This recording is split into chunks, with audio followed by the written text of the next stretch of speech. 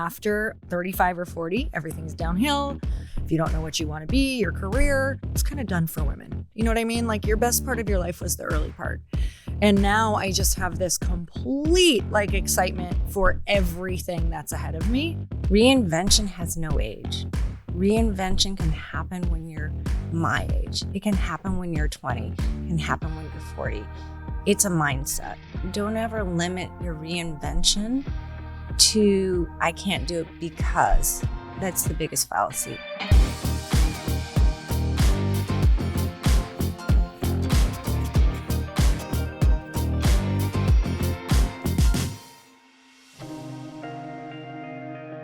Ann, welcome to the podcast. Thank you for coming on. Thank you, Lori. I'm so excited to be here with you.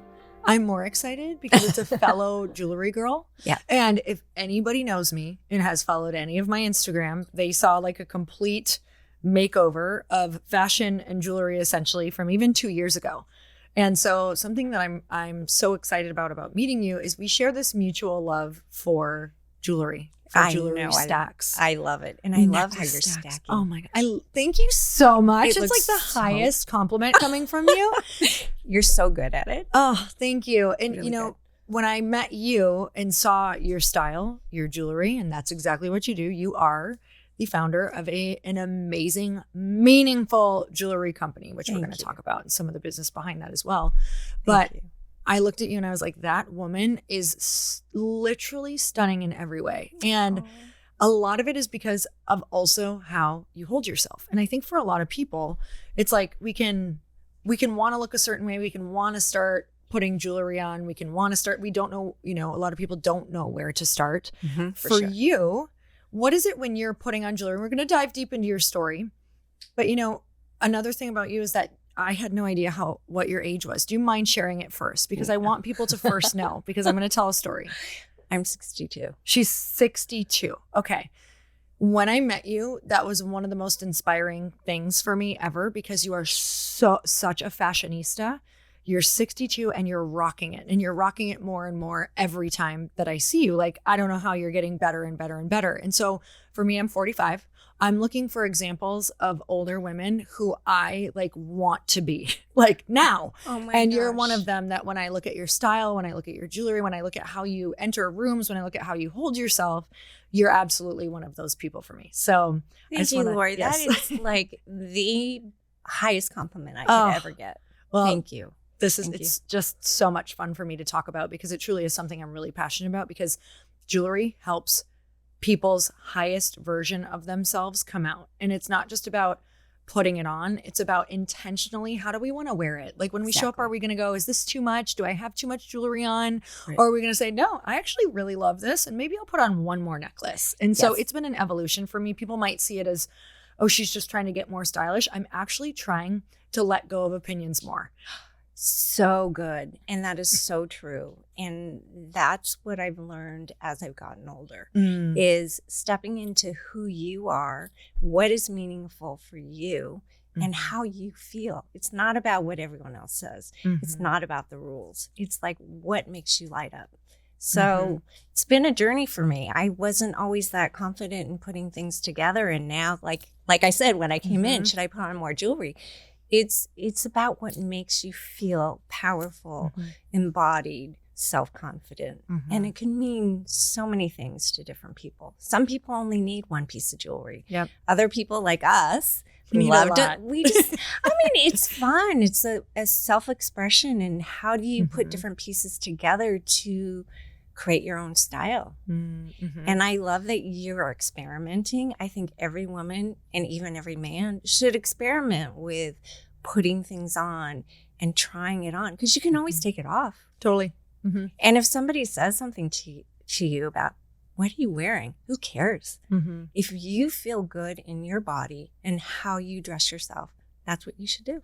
I totally agree. We're actually going to I really want to dig into the psychology behind what happens when a woman puts on something that she has been desiring to wear, or become a certain, have a certain look or style, but before the moments before we do that, it doesn't feel like you, even though there's a version of you that you're like, no, that's how I want to be. Yes. That's how I look. Yes. Oftentimes we can go and put it on and it can feel like we look like a clown show. Like when I first started wearing necklace stacks, Anne, I felt like a clown show. Really? And like, essentially like the fear that I had in my head was, oh, that looks like too much, or I'm not doing it right. And I remember your fears will be a self-fulfilling prophecy. Right. Like I came downstairs and Chris was like, what is this, the Mr. T starter pack? And I was like, oh shit. Okay, I do look crazy. And he was just being funny. And he was like, no, I like it. But it's, you know, people will start saying things that can make you go back to how you were, like, oh, maybe this looks dumb, or maybe this isn't right. Absolutely. But you have to keep pushing through that. So kind of tell me, just for you, and we're going to dig into your business in a second, but for you, when you really started to layer, especially because I know that there's conversations even for me around my age, like when I start, you know, I'm going to be crop top girl the rest of my life for the most part. That's what I'm proclaiming now. I'll be 70 with a crop top and necklace stacks. I love that. And you should. You absolutely should. And I think as like just in the last 5 years, I see more and more women, my age bracket, you know, 50s and up, who are really stepping into breaking the rules. Yes. And they just are styling to who they think they should be, and not because they're 50 or they're 60 and that there's certain things you should not wear. Yeah. So I hope to see you at 70 in a crop top. It's happening. We're getting together and we'll both be in crop tops for and, sure. and necklace, all your jewelry. Okay, so tell me about that though. When you first started really stacking a lot and wearing a lot of jewelry, was there like a personality or embodiment that you had to think about when you started doing that, when you were like stepping out of your house or going into places that made you question, is this too much, or is my fashion too much? Did you ever experience that, or has this always been like kind of part of you? Well, I've always been a fashion girl. Okay. It's always been it's always been part of me. And how that all evolved for me is I don't know if people know this, but back in the day, Chan Lu had a retail store before she had her jewelry brand. I don't know if you know the brand. No, Chan I don't. They're the wrap bracelets that everyone did a while ago with all the beads and layered. Okay. Was very big, you know, maybe 10 years ago. Okay. And a lot of celebrities wore her. But anyways, before she started her jewelry brand, I worked for her and managed her store. And she was an incredible fashionista. She taught me about style, how to put everything together. And the biggest lesson I learned from her is you can take a normal outfit and transform it with accessories. Yes. Right shoes, right belt, and the right jewelry. And that's where I learned to really put on a beautiful pair of earrings, layer my necklaces, was from her. And so that's always carried me through. It's like your finishing touch to your outfit. And that's just evolved over the years by continuing to do that. And as I've gotten older, I've realized that I like to wear things that are meaningful, that help me carry the intention I want for a particular day or a particular era in my life. And I can wear like sweatshirt and shorts and tennis shoes and not feel put together. But once I put on jewelry, it changes a normal everyday outfit into something that makes me feel really good. And that's my intention behind wearing jewelry, is how do I go from feeling ordinary to feeling extraordinary? And just adding these pieces makes all the difference for me. It's really changed my life. And I know that some people might be like, can it really be that life-changing? That sounds shallow. No, it really does. Has. And here's one of the biggest reasons why is it inspires people. I've had so many people say, you know what? I have always wanted to like wear things like that. And I just haven't. I haven't felt like I've had permission, and you give me permission. I guarantee you do that for everybody that you know. Like, I bet you don't even know that you're doing it, and they'll put on another necklace or another bracelet. And like you said, there's a difference of some people look in the mirror and they're like, I'm not stylish. I believe that you are and that you can be, because if you really strip down what we wear every day, it's completely normal outfits. Right. Maybe I'll buy expensive pants and put an Amazon top with it. You know, it's like, then I just put all the jewelry on, which is also very mix and match for me. Some of it's very cheap. Some of it's more expensive. Some days I'm wearing all cheap. Some days I'm wearing expensive. Exactly. And it's just the most fun expression. So I want to go back to 2018 to kind of the original story. Right. You were in corporate. Yes. Tell me that story and how things got started. Well, actually, I started the business in 2010, and I was in corporate. I was in corporate sales. Mm-hmm. You know, I was very successful in it. I love people, could connect with them. And I just was so disembodied in what I was doing. I hated my job, even though I was very good at what I did. And so I've always been a really creative person. I've always done crafts since I was a little kid. And so I knew that I needed to reconnect to that person. So I started taking classes at a local art center in Chicago. Fun. And it was super fun. And it became an obsession. You can talk to any metalsmith, anybody who works with fire and solders. We're all addicts. It's something about the flame when you start torching things. We're all pyromaniacs. Oh gosh, I feel like that would be big for me. Yeah. And it's like the transformation, the alchemy of seeing something melt and put together and taking a concept in your head and actually seeing it being built is really life-changing. So that's how it started, is taking these classes at an art center. And then it just kind of took off. And a very good friend of mine, I think she was really tired of me giving her jewelry for every single occasion in the world. She said to me in 2011, something like that, I'm going to throw you a trunk show. We'll invite all our friends. And she opened up her house and we went and hung out. And I was like, I'm not going to sell anything, maybe like 5 pieces. People came in throughout the entire day and I sold 65 pieces that day. Oh my gosh. And she hits me and she goes, see, I told you. And so that's, I want to cry. I know. We were both so giddy at the end of the day. We were really, really high from all the interaction and the support and the love we got. And that's how my business got launched. So referring back to 2018 was a pivotal moment in my business. I had just been making jewelry, wholesaling it, doing it online. And in 2018, I went through a divorce.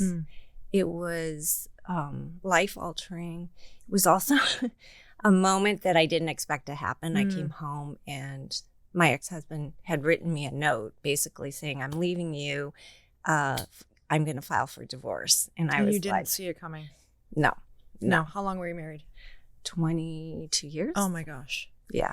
It's a really crazy story. And I don't feel comfortable sharing the details, but it was just devastating for me. Yeah. And so it was a Thursday night I came home.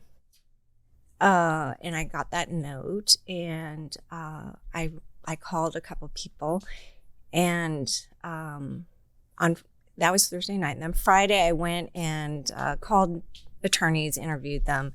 And then on Saturday got on a plane. I had to be in Chicago for a show. So I went to Chicago and did a show. And that was crazy. Jewelry show. A jewelry show. It's my biggest show of the year. And it was crazy. I was so out of my head and my body, trying to function, talk to people and sell my jewelry while my personal life was falling apart. So after that show, I came home and I just knew I needed something to hold me and keep me together. And for me, the biggest thing that I knew I needed to have was hope. Because for me, hope is everything. I needed to see that. For everyone.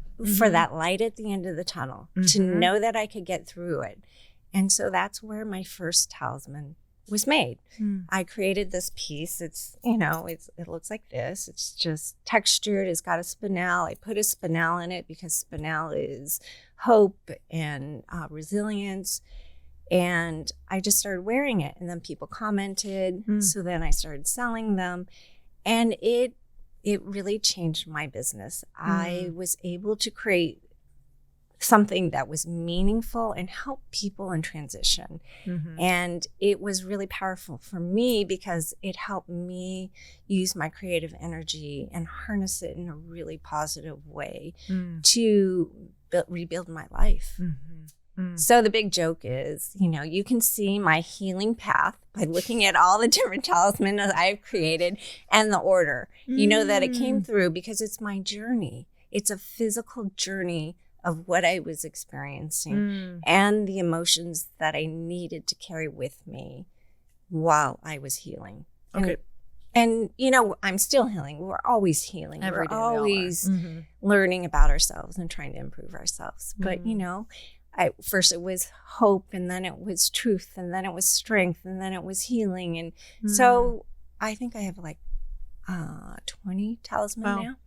Can you kind of, now my curiosity is so piqued because I think anybody listening can they'll recognize themselves in that pattern. First of all, can you tell us what a talisman is for people who don't know what that means? I know, and I always forget that. I know, it's part of your everyday life. I know. It is. So a talisman is a centuries-old piece of jewelry that people carry with them to hold intention. It could be hope, luck, strength, love, whatever.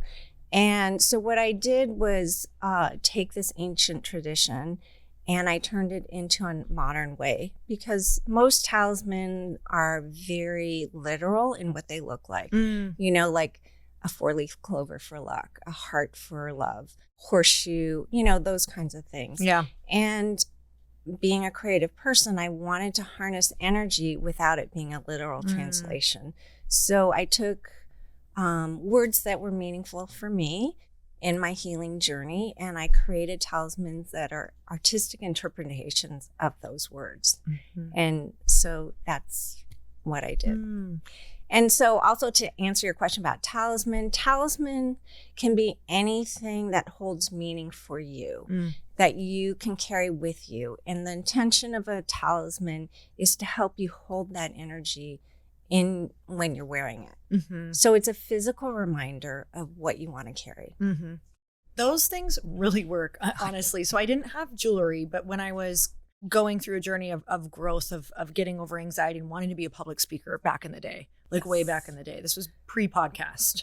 This is like Fitness Lori wanting to go into being a personality that actually spoke on stage instead of just, was up there for fitness things, not using my words. Like the whole point was for me to try to inspire with language. Right. Except I had horrible anxiety, like debilitating anxiety. And so one of the things that really helped me, there's 10 things, right? But these little things really can also help you. I found some crystals that were supposed to be for throat chakra and all of these different things. I would speak with them in my pockets. Good for you. I would wear outfits on stage, these little stages that I would go on.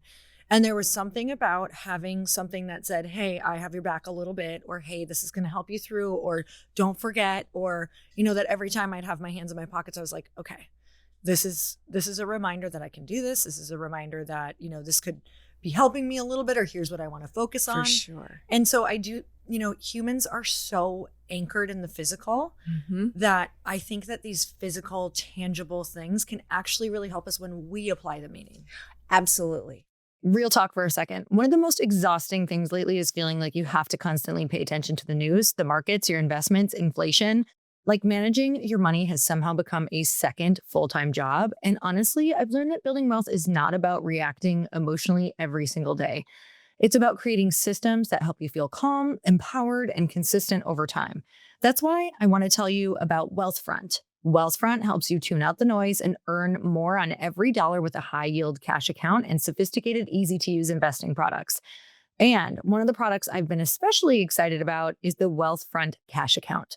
With it, your cash can earn up to 4.30% variable annual percentage yield, or APY, on your uninvested cash. So your money's actually growing while you decide your next move.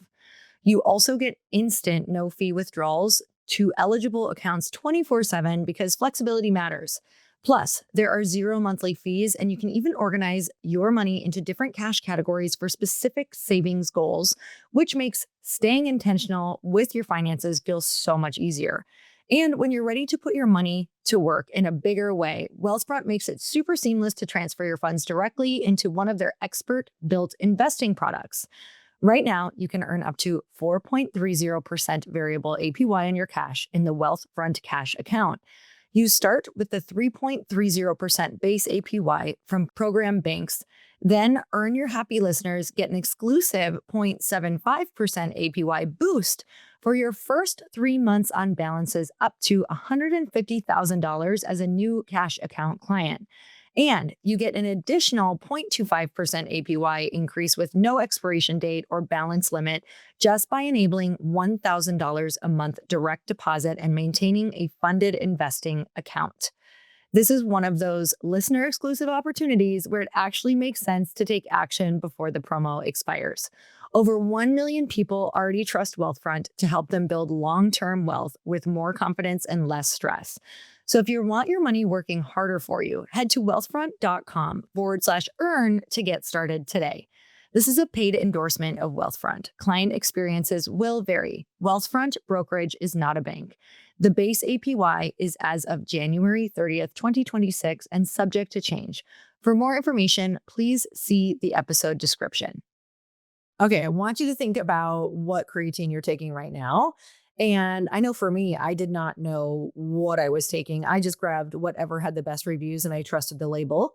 Then I found Momentous and it changed how I think about supplements completely. I've been taking their creatine as a part of my daily routine for a while now. And when they launched their signature spec, their most advanced creatine yet, I paid attention because this brand does not cut corners and everybody seems to know that. Here's why it's different. It's manufactured in an actual pharmaceutical facility using reverse osmosis water purification. And it goes through a 6-stage testing process verified by 4 independent agencies. That means 10 times fewer impurities, 2 to 5 times tighter heavy metal limits, and it's screened for PFAS and microplastics. They even fixed the texture, which is huge for me. It's an ultra-fine powder, no grit, no clumping. It just mixes clean. And honestly, that alone sold me because I've had really gritty creatine before and I just stopped taking it consistently because I did not like it. That's the Momentous standard, the relentless pursuit of better, and creatine itself is one of the most researched supplements out there. It supports strength, lean muscle recovery, and even cognitive performance. So if you're taking it every day anyway, take the one that's actually held to a higher standard. If you want to try Momentous Signature Spec Creatine, head to livemomentous.com and use code EARN for up to 35% off your entire first order.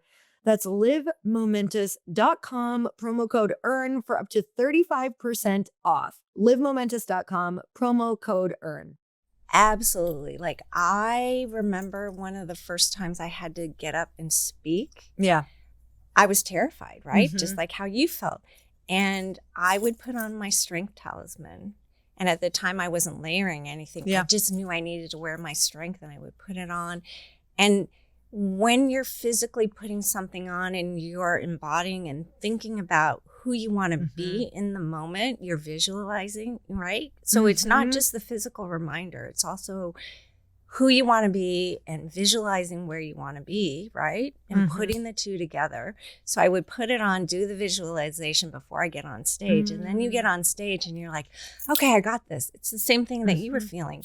And because it's there, if I kind of would steer, I just like physically touch it and I'm like, oh, bring me back. Yeah. And it's not rocket science. It's something really subtle.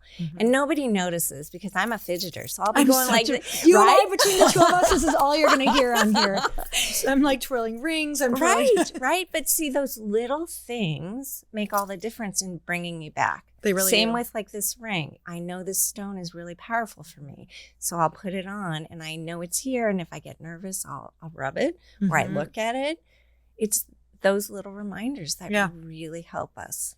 You know, I want to point that out because that was such a big part of my journey is what you said, like it's like the getting dressed or adorning yourself. And when we think about how people historically in the past, before they would do things, before they'd go to battle, before they'd go to a baptism, before they'd go to, there were actual garment and protective rituals. Absolutely. It's so ritualistic to do this. Yes. And so when people see an evolution in your style, in my style, it's because I am physically putting things on and thinking about who I want to be, how I want to feel, and how I want other people to feel around me. Absolutely. And so it's like, okay, you know what a crop top is for me? Permission for women. Like, oh, I didn't know we could still do that. I didn't know that you could go to a podcast and wear a crop top. I didn't know you could be on stage and do that and still be, classy on the bottom, but you could have your own personal style. And so, these adorning moments, like putting on something that means strength to you, is a moment of intention.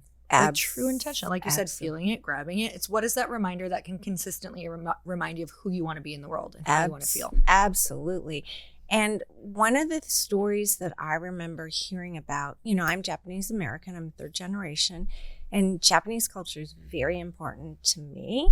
And I just remember hearing about the samurai warriors and they have, they're wearing their kimonos and they have the belts on that keep their kimonos together and blah, blah, blah. They all would wear these little tassels with little adornments on them for protection, for strength, to bring in that warrior energy. So when I read about that, I was like, oh, this is how I can bring it into my world, in my vision, using history and culture and intention all together. So that's kind of how it all evolved. That's why I love what you're doing with your jewelry, because it really is, so much of it is a lost ritual that actually makes a big difference. When you just said that, it's like they would adorn themselves with things that said, okay, now we're going to, like, truly, this is where we get ready for what we're about to do. And we're putting on strength. This represents strength. Okay, now you're good. And what's happening is in your head, you're like, okay, I did the thing that I'm protecting myself. I'm doing the ritual. I'm doing the stuff. And it makes such a huge difference. Like, even when I'm speaking, I'm like, oh, I could never just go out and speak in like my, in sweats, because there's a ritual of me getting ready, getting the shoes, getting the power suit, getting the whatever it's your it is. Armor. It's your armor, totally, for sure. the event. And it's really like, okay, now I'm ready. Now I'm the person. Now I can go out there. So I love that so much. Okay. You talk a lot about the rituals that are really important to you. Let's talk about Wabi Sabi, because I know that also plays a role into your life. Yeah, Wabi Sabi is, for those of you who don't know what Wabi Sabi is the art of imperfection. It's the celebration of imperfection in life. And to me, I grew up in a family where perfectionism, I think so many of us, perfectionism is highly sought after, getting the perfect grade, looking perfect, skin perfect, like everything has to be perfect. And it's a lot of pressure, right? And I see that so much with the younger generation, getting the perfect score to get in the right school and to have the right pedigree and, the whole thing. It's so much pressure that you don't get to be who you want to be. And I decided that I didn't want my jewelry to be perfect because I wanted to celebrate the imperfection because I see so much beauty in nature with imperfection, like the cracks in the rock, the twigs that are kind of bent in weird ways can be so beautiful. The aging of bark, or moss growing on a piece of bark is beautiful. And so I took those concepts that I saw in nature and put it into my work to symbolize not only the beauty of it in nature, but also what it represents in our modern world of so much emphasis on perfection that we miss the journey of our travels and being who we need to be and accepting ourselves with all our flaws, because nobody's perfect, right? We all have crazy things that we do or kooky things, quirks in our personality. But that's what makes us unique, and that's what makes us beautiful. Around what age did you have the realization that it's like, whoa, I'm supposed to be perfect? Like, what do you remember what age that was when you really realized it and that felt like a lot of pressure? Probably when I was middle school. Okay. Middle school age, and then going into high school and college, all of that. And I kind of, once I got into college, I didn't go down that route. I didn't feel like I needed to get straight A's. I didn't feel like I had to always look perfect. Maybe it's because I was trying to buck the system. Yeah. I don't know. Mhm. Even though most of my friends in college were, getting perfect grades, always dressed perfectly. I kind of decided that's not where I wanted to be. What would this version of Ann with this jewelry line go back and give the middle school, college version? What piece would you give her and what would you tell her? Oh, which talisman? Mm-hmm. And what would you tell her? Oh, that's to a help her? great question. I would. God, it's hard to pick one. You could give her a couple. She can wear a stack. Okay, she can wear a stack. Okay, Yeah. we're doing a stack. Okay. I would first give her love because love is imperfect and you have to celebrate who you are and love yourself first before. Is that what she needed at that time? Permission to love herself. I would give her strength because she needs strength to pursue who she wants to be and have the confidence, right? You can't have that confidence without that strength and inner knowing of who you are. And I'd probably give her ascendant as well. That's to inspire her to be her highest level of who she wants to be. So I think the 3 would get her where she needs to be. I love that. We need to go back, get a picture of you and Photoshop those necklaces in. Oh, that's a great idea. So fun. I don't know if you want to see those pictures of me. I want to see all of them. I want to see all of them. I'll show you mine if you show me yours. Okay, well, it's a deal. You'd laugh. Okay, I'll put my necklaces on my old self too. Oh my God, that would be hilarious.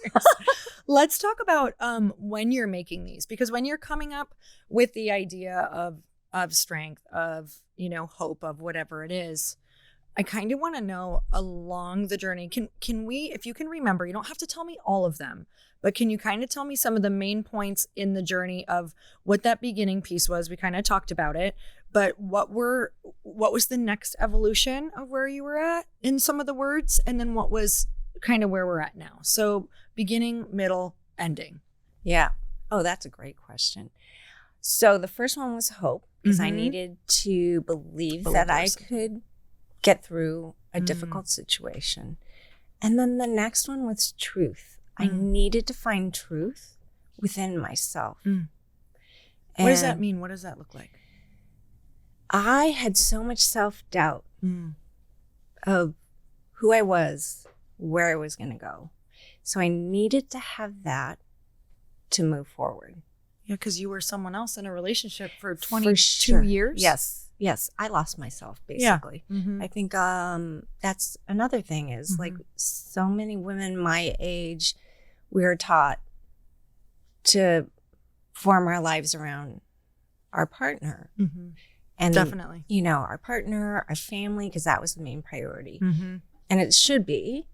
It's just that I would want to redo it and not lose myself. Yeah. And really stay true to who I am. I lost myself. So truth was the second. The third was strength, because I needed strength and confidence to do what I wanted to do and to believe that I could do it. After that was healing. Because you still, all of a sudden you were like, wait, I'm still not totally there. Yeah, no. What was going on at that point in your life? That it was coming up that you're like, okay, this is the word because here's how I'm feeling and this is going to help me. I was in a lot of therapy and I was just seeing who I was and how far I needed to go to change my life. And not necessarily change me, but to heal my childhood wounds, the wounds I had from the marriage and all the baggage. So healing was an important part. And I love that piece. For me, healing is the sun's energy. So I created kind of a artistic interpretation of the sun. So that's where that one came. After healing, it was peace. And that was inspired basically because I needed to have peace from all the inner work I was doing. And I was feeling a lot of turmoil in my life. Because when you start that, you're like, oh God, there's more here than I even thought. Yeah. And then it's unsettling too, because you're like, okay, I know I have all this work to do and all this stuff is coming up. Like, how do I be kind to myself and move forward? So I needed that tranquility. Yeah. I have a friend who says, you'll probably really resonate with this, but my friend Lindsay says, am I still healing or am now I hiding? Yeah, it's true. It's hard. It's hard to know the difference between the two. So I think part of it I was hiding because there's at some point when you're doing all this inner work, you can't keep going because it's you'll unearth everything. Yeah. Because we'll always be healing. So you got to choose, which I love that you're like, it was peace next, because you do have to choose it. You have to go, okay, I think we're good for now. Right. Let's go over here. Yes. Yeah. So I did that. And then what was it? And then after that, I did rooted because I needed to feel grounded. And that one was really fun to create because to me, I wanted to have the root chakra. So it's got a crystal on the bottom to represent the root chakra. And then I created these little discs that look like the spinal cord. And it's on a chain, so it's a lot of movement. And to me, I needed to be flexible, yet still grounded. And that's what that one meant for me. That's so cool. I can't remember what was after that. There's I think it was wisdom, because we need to find our wisdom to move forward. And then fast forward, what is happening now is I did Ascendant, which is the sun and the moon. It's the rising and finding your true self and following that. So I feel like I've gone from the depth of the worst of the worst to a healing path. And now it's like finding who I want to be and where I want to go.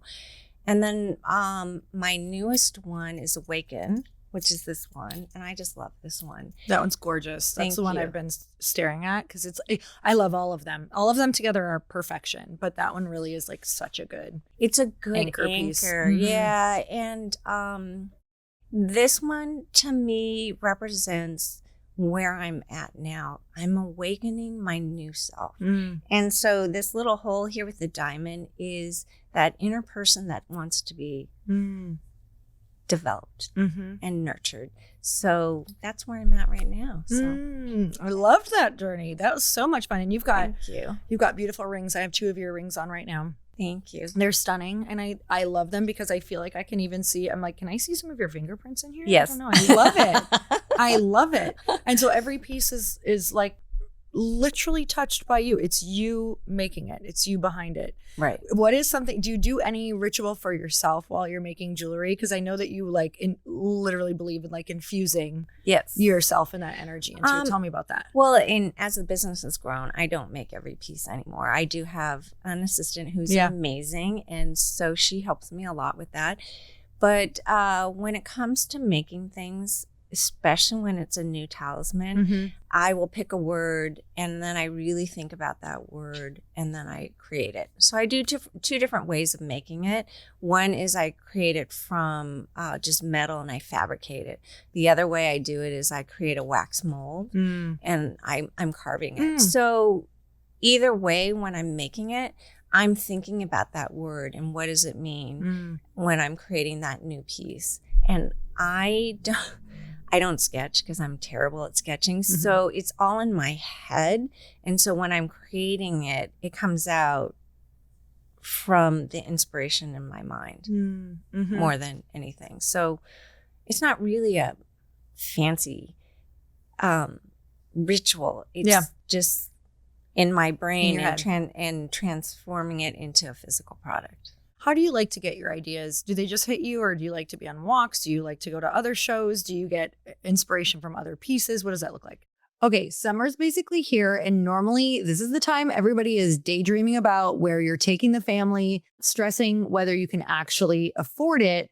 But this year is going to be different for you because you're finally going to get real about tracking your money, every account, every business, all of it. So instead of just hoping it works out, honestly, you guys, that peace of mind is the best part of your summer and my summer so far. Monarch is the personal finance app that tracks everything: accounts, investments, savings goals, and spending. And right now, you can get your first year of Monarch Core for half off, just $50 with promo code EYH. Here's the thing that actually got me. Monarch will show you your monthly savings rate because your lifestyle spending can quietly creep up without you even noticing. That's the kind of thing you don't catch until it's already a pattern. And having it laid out for you changes everything. Now I use the AI assistant like a financial advisor in my pocket. I'll literally ask, can I afford this trip without touching savings? And it tells me. The Sankey diagram shows me exactly where every dollar goes. And the weekly AI recap flags spending spikes before they become a real problem. Use code EYH at monarch.com to get your first year of Monarch Core half off at just $50. That's 50% off your first year at monarch.com with code EYH. Okay, one of my favorite things I get to do, and it doesn't happen nearly enough, is to throw milestone parties for my family. I've done it for my parents, for people I love, and honestly, it's become a little bit of a thing that I'm known for. The one that still means the most to me was my parents' 50th wedding anniversary. You guys, it's 50 years married, and I wanted everything to feel as special as that number sounds, from the invites to the place cards, the favors, the thank you notes after. And if you've ever planned something like that, you know that the sheer volume of stuff sneaks up on you. And I didn't know about Zazzle back then. And honestly, I wish I had, because it would have made the whole thing so much easier. One place to design everything, match it all to the same look, and not have to piece it together from 5 different websites. So if you've ever been the person planning an event, I'm talking invites, save the dates. Zazzle is how you pull it off without losing your mind. One place, one style, fully customized. From the first invite your guests get in the mail to the last card they leave with, Zazzle covers the full event. Invitation, save the dates, place cards, programs, signage, party favors, thank you notes, all customizable to match your colors, your fonts, your whole vibe. Order 1 or order 500, whether it's an intimate dinner or a 200-person reception, Zazzle scales with you. 3 steps: pick a product, find or build a design, add your details. That's it. Zazzle handles the rest. Over 30 million customers have trusted Zazzle with their most important moments, and yours is next. Right now, save 25% on your first order at Zazzle.com. That's 25% savings on your first order at Zazzle.com. Go make something amazing. Zazzle.com. My biggest inspiration is on walks.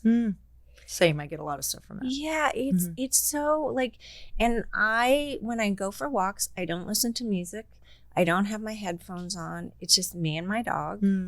And we just walk, and it's always these downloads that happen. I don't know if that's true for you too. Totally. You're just walking and boom, something comes in my brain. And the other place I get really good ideas is in the shower, which is really for hard. a lot of people. Right? But it's really hard because I'll get a great idea and I'm like, oh, I got to remember this. And then I get out of the shower and I'm like, dang it, what was I thinking about? They've actually made things for shower ideas. I know. I don't know if I'm going to ever put a board up in my shower. I know.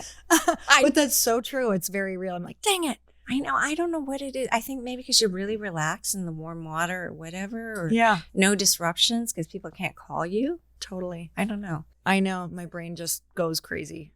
And the third place where I get a lot of inspiration is tied to the walks is when I go out in nature. You know, it could be at the beach. It could be, there's a couple trails I go on in the city. I'll see something or hear something that'll inspire something. So yeah, I love that. Talk to me about reinvention for women at every age. How do you feel about that now that you've had? So a topic for me, kind of have this as a jumping off point for you. I feel really strongly about like the second half of our life can be the best half of our life. Absolutely. And I know from the era that you are from and from the cusp of the era that I am from, it's very much after, honestly, it was 35 or 40, everything's downhill. If you don't know what you want to be, your career, it's just kind of like, oh, it's kind of done for women. You know what I mean? Like your best part of your life was the early part. And now I just have this complete like excitement for everything that's ahead of me because of how you can feel, everything you can do, all of the life that's in front of you. How do you view reinvention now? What would you tell either someone who's going through exactly what you went through or a past version of yourself? Yes, I love this question. Reinvention has no age. And the number one thing I would say to anybody, whether it's to my younger self or to anybody who's listening, is reinvention has no age. Reinvention can happen when you're my age. It can happen when you're 20. It can happen when you're 40. It's a mindset. So don't ever limit your reinvention to I can't do it because. That's the biggest fallacy. I totally agree with you too. When I was in my 20s and 30s, I thought, oh, once I hit, 40, life is going to end. Right? And it goes off a cliff. Right? Yeah. And I mean, when you're in your 20s, 50 is like old and you're like out to pasture. Right? Totally. That's what, and now I think about it, I'm like, God, when I was in my 30s and someone said they were 60, I'd be like, oh, go to bed already, Exactly. But I think once you hit 40 and you get older, is we've had so many life experiences that bring us wisdom, and we don't understand how that impacts our life and our reinvention. So for me, like in my 50s and 60s, all the wisdom that I've had, from child rearing to being married to college experiences, friendships, these lifelong friendships I've had, has given me so much wisdom and has taught me, informed me for who I am now, that it's enabled me to take a step into the next place. And the other really, really important thing I think for my reinvention is surround yourself with people who inspire you, for one, who have your back and never question what you're doing, but are always encouraging you to better yourself. Because who you're surrounded with greatly influences where you will be. And I didn't realize how important that was until I got divorced. Negative energy holds you back. So if you feel negative energy in your life, you have to figure out either how do I get rid of it, or how do I ignore it and still do what I need to do to be the best person. So something about you that I'm inspired by is like you want to grow your business, you want to do new things, you're always open to it. Like there is a mindset with some people, even over my age at 45. And I don't want to keep saying age, but I do, because you're somebody who you're like, I want to grow my business. I want to get better at social. I want to do this other thing. And you literally join the mastermind. You do the thing. You go to the places because you want to continue growing. Like you had said, and like from my generation as well, growth mindset it's not a normal thing. It's not. It's very much like against the grain. So for you, how do you try to stay in that? Are your friends like this? Like, do you intentionally go out and seek it? What does that look like? And does anybody in your life kind of go, oh man, she's doing something again? She's doing something again happens a lot, I mean, my friends, they're great, but I think in the back of their mind, they're like, what is she doing? Not in a negative way, but they're just kind of like, oh my God, she's doing what? Yeah. But I think it's really, really important to be uncomfortable. And the other thing is age is a mindset. In my mind, people laugh at me when I say this. In my mind, I think I'm 45. I totally get that. And that's real. Yeah. And if you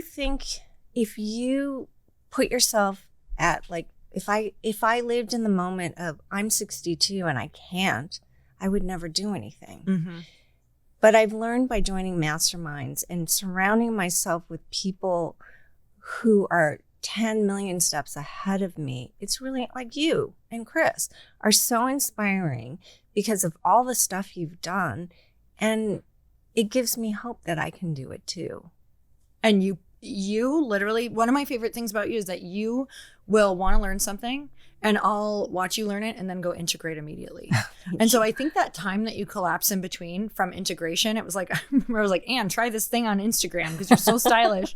And then all of a sudden the next day, I think I saw a reel and I was like, that is how you grow, is you're really willing to go try something on and not worry. I'm sure you worry a little about it like we all do. For sure. Yeah. But like you don't think too much about it, and that's growth. Just tell me about kind of how you face the discomfort, because you're like, it's so important to do that. How do you keep that in your life? And how do you keep the mental chatter of what happens after the post or after going out there to a new trunk show or in front of people or, putting yourself out there? How do you deal with the afterthoughts? Yeah, those afterthoughts and that, your mind telling you, oh, you're a failure, you know, all that is hard. That chatter is really hard to turn off. But I think the thing that keeps me going is, what if I succeed? What if something happens if I do it? And I'll never know if I don't do it, you know? And I think I learned this from you, is the more uncomfortable you are, the more you need to do it, right? It just means that there's something there for you to discover. And I think that's what I learned in therapy, because when you're in therapy, it's not so much about trying to fix the other person or to fix yourself. It's self-discovery of who you are. That's what I learned in therapy. So facing who you are helped me to take that leap in my business as well, right? Because I have to face all the deficiencies I have in the business. I mean, because you know, when you run a business, it's a mirror. Oh God, all the failures, right? All the failures show up and you're like, oh, that's why that happened. It's because I'm not good at this, or because I don't know this, or whatever. But because of that, it makes you look at what you need to work on. So for me, like the social part was really hard, because I'd look at myself in the camera and I'm like, oh, my hair looks dumb, I stuttered, or I said the wrong thing. And it's so much self-judgment. Totally. For everyone. Right? And I think it was freeing when I talked to other people and you about that we all do it, that I wasn't just this weirdo and it was me. And that helped me to figure out, okay, I just need to not listen to that voice and to do it.